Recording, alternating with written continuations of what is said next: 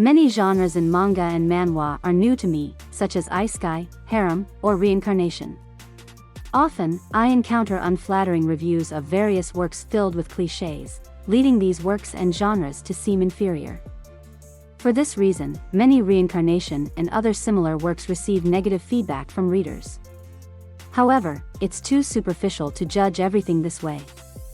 At first, I thought today's work would be another example of reincarnation in another world as a princess with a harem from all social classes, with a far-fetched plot and poorly or superficially developed characters. I've heard many examples with such descriptions. This inadvertently creates a general negative opinion based solely on others' reviews and subjective assessments. However, I was pleasantly surprised when this manhwa drew me in, making me read with interest from start to finish and look forward to new chapters, even though I'm not a fan of ongoing series. Sometimes the narrative feels a bit stretched, and the dialogues are too lengthy.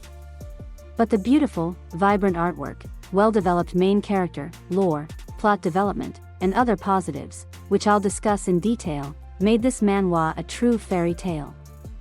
It's full of intrigue, suffering and joy, boundless love and support for the protagonist in her firm determination to clear her tainted name. So I eagerly await new chapters. Let's get to know this world of light magic and the secular imperial life of the little princess more closely. Once again, Into the Light is a Korean novel that debuted in 2020, written by Tika Tika with the help of Kakao and Fired Publishers. Yes, the original source was a novel, which I learned about after reading its manhwa adaptation. Genres: shoujo, drama, comedy, fantasy, magic, reincarnation, medieval. A year later, an adaptation of Tika Tika's story was created in the vibrant, memorable style of artist UYA. It's a pity that no anime adaptation was released for this work. It seems to have clear potential for a good and memorable adaptation.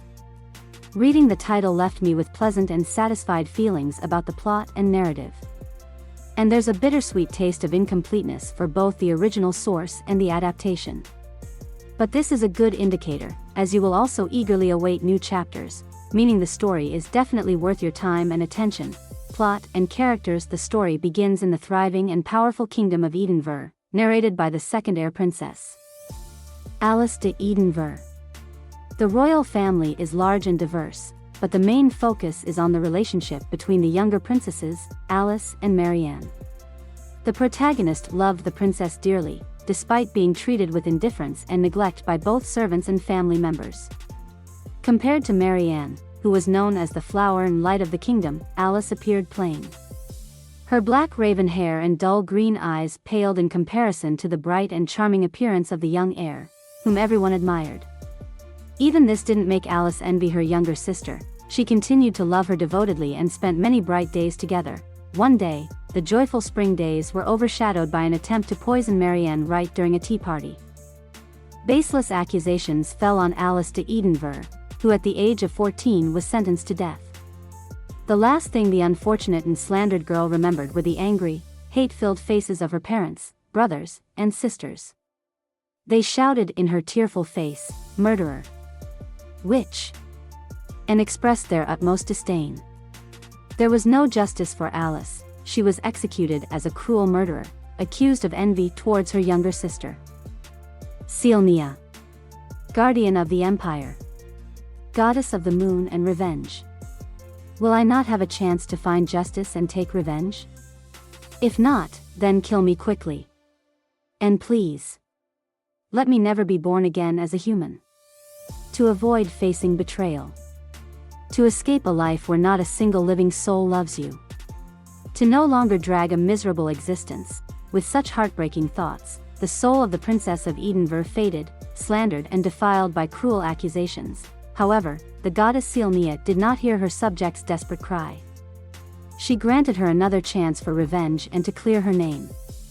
In the super empire of Elmire, a grand celebration took place, the birth of the first heir princess, Aisha de Elmire. And within this tiny body resides the tormented soul of Alice de Edenver. She remembers all the horrors and coldness of her native family. But now she awaits a new life among people who loved and awaited her arrival even before her birth. Aisha is perplexed, is this cruel punishment despite all the pleas or a precious gift? For now, she can start anew and take revenge on her past family. The Empire of Elmire and the Kingdom of Edenver have been staunch rivals since time immemorial, and this will only strengthen the thirst for revenge in her small body. My dear, my beloved younger sister. Everyone in this world loves you. Thus begins the new story of Princess Aisha and her path to revenge. This reincarnation concept is new to me, especially within a medieval setting, and it's the first thing that stands out as the heroine's environment is very well developed. The atmosphere is harmonious, and the narrative is complemented by numerous world details and the political situation of different states. This avoids the sense of a vacuum around the characters, and a vibrant setting that changes as the plot progresses is felt. The rich and well-developed lore can be considered a major plus of the work. All this magic, spirits of light, and the system of spell levels. It's nice that Aisha diligently and methodically studies all this, relying not only on her magical assistance but also on her own perseverance and determination to protect her loved ones. The novel introduces readers to the economy, history, politics, and magic of the lore, without overloading the plot but also not leaving the events dry. This is well felt when reading the novel, as there is no vivid visual representation in front of your eyes. Also, the drama and intrigue for the reader are on point. The plot has a good structure, allowing you not to understand all the moves immediately but to observe the development. Even if it sometimes feels a bit stretched, especially in terms of dialogues. However, it's definitely not the case that you will know all the plot twists in advance. It is far from predictable. Now let's talk about the main character and her surroundings. Aisha's story is indeed interesting and can touch the soul.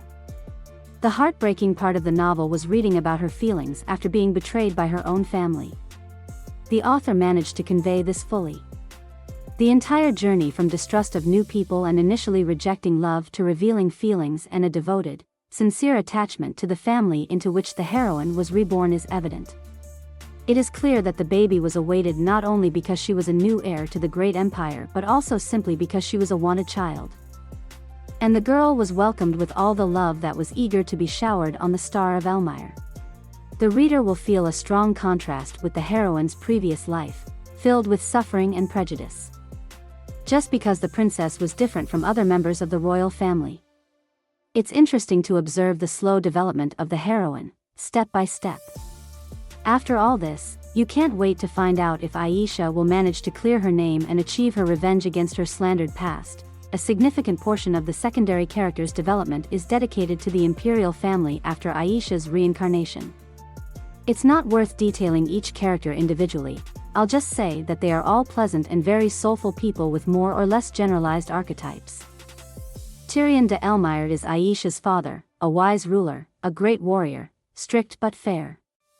He tries not to show too much of his adoration and love for his daughter in public, but whenever he gets the chance, he will definitely pour out his tender feelings.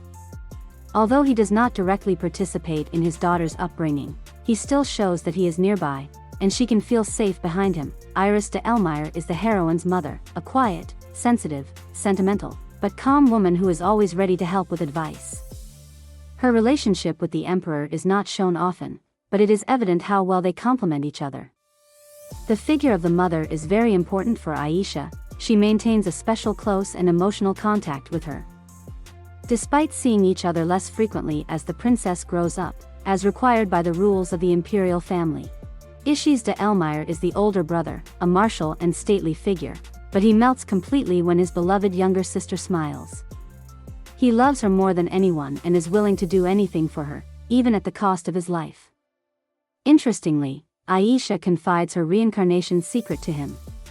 Surprisingly, the heir prince believed every word and promised to help in avenging his sister's good name. Throughout the narrative, many other characters are introduced, who are also well developed and play an important role in the story and Aisha's character, so they can't be called mere cardboard cutouts. Thus, the manhwa, once again, Into the Light, represents a unique work that reimagines the reincarnation genre and captures attention with its well-developed world, vibrant characters, and captivating plot. Despite some drawn-out moments and lengthy dialogues, the work leaves a positive impression and sparks a desire to follow the unfolding events. The visual aspect of the work, with its stunning illustrations and rich storyline, makes reading this manhwa an engaging and emotional experience. Waiting for new chapters becomes a true pleasure for all genre enthusiasts eager to see the conclusion of this captivating story.